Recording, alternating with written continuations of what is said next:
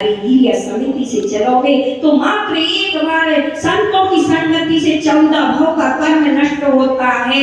या फिर इनकी अगर सेवा सुसुबा आहार आदि दिया तो 21 भव का एक पल में एक समय में कर्म करता 21 भव का, और उनकी संगति करके उनके प्रवचन को अपने जीवन में एक अक्षर को भी ग्रहण करोगे तो 28 भव का कर्म नष्ट होगा। इतना ही अर्थात कर्म को नष्ट कराने वाले महामोहा तंके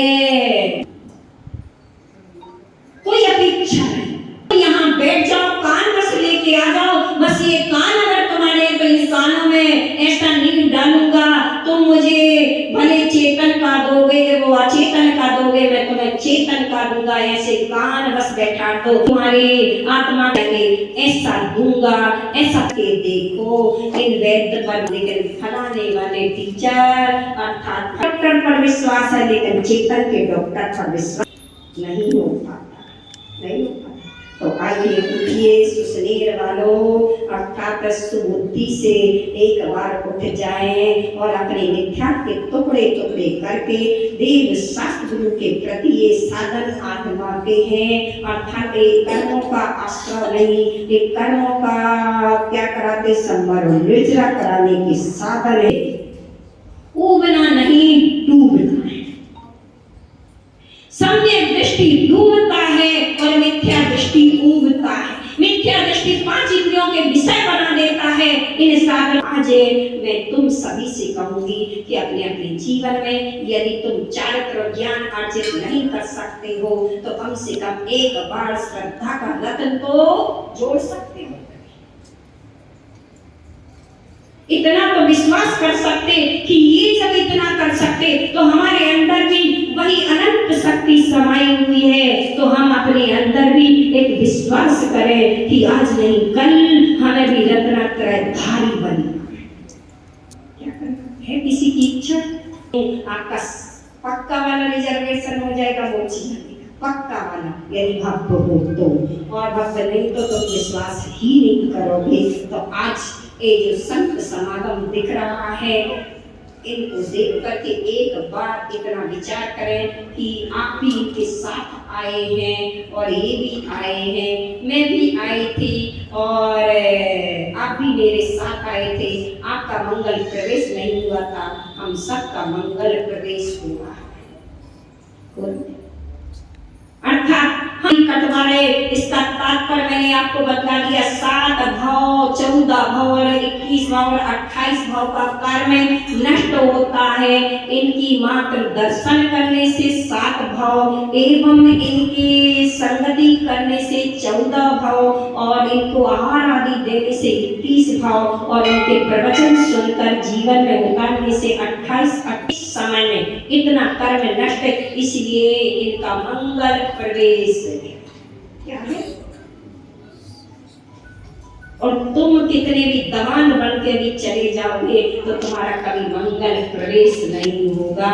तो ऐसा मंगल प्रवेश आपका हो।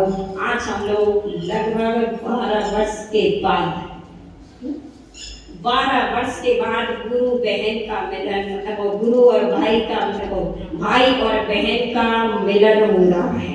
एक गुरु भाई चंद जी मिले थे अयोध्यावासी से 14 वर्ष में।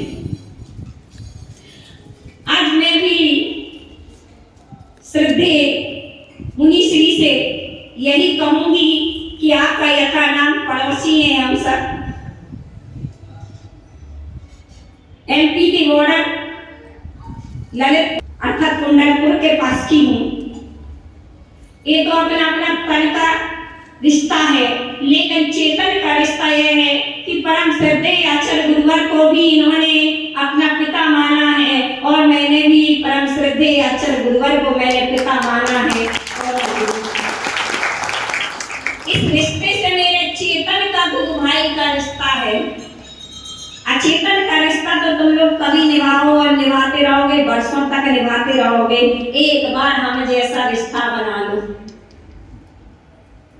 तो आज मैं यही कहूंगी कि 12 वर्ष के बाद अपन जो मिले हैं तो एक ही मैं मुनीश्री से भावना पाऊंगी कि मुझे भी ऐसा जब कि मैं 30 वर्ष से अर्थात दीक्षित हूँ, सबसे प्रथम है, ये बहुत बाद आए हैं। इन्होंने मुझे हार भी दिया होगा, संगति भी करी होगी, लेकिन नजारा देखो, आज मैंने इनको यहाँ पर किया। पुण्य मुझे भी प्राप्त होगी, मैं भी पूर्ण रत्नात्रय को, अभी जो मैं उपचार नहीं, मुझे सीधा सीधा औपचारिक रूप से नहीं मुझे चाहिए, मुझे यदि चाहिए तो सीधा सीधा अर्थात मुझे डायरेक्ट रत्नात्रय चाहिए। तो ऐसी पुरुष पर्याय पाकर और मैं भी ऐसे सकल संयम को धारण करके यथाख्यात को प्राप्त करके और एक अष्ट प्रातिहारों में एक अशोक नाम का अर्थात इनका विशोक नाम है, विशेष रूप से जो शोक को हरे वही अशोक या विशोक कहलाता है। ऐसे प्रातिहारों का एक प्रातिहार के रूप में आप मैं इस प्रकार का समाऊं कि मेरे सारे शोक समाप्त होकर 18 दोषों में से ये दोष निकल के विशोक प्राप्त हो। मैं ऐसी भावना, क्योंकि कौन नहीं चाहता जो शोक से रहित अशोक या विशोक को प्राप्त हो, बोलो कौन चाहता? सब चाहते हैं। विकल्प ना हो, कोई चिंता ना हो, कोई भी खेद ना हो, कोई भी प्रकार की बीमारियां ना हो, ऐसी सारों से रहित होकर के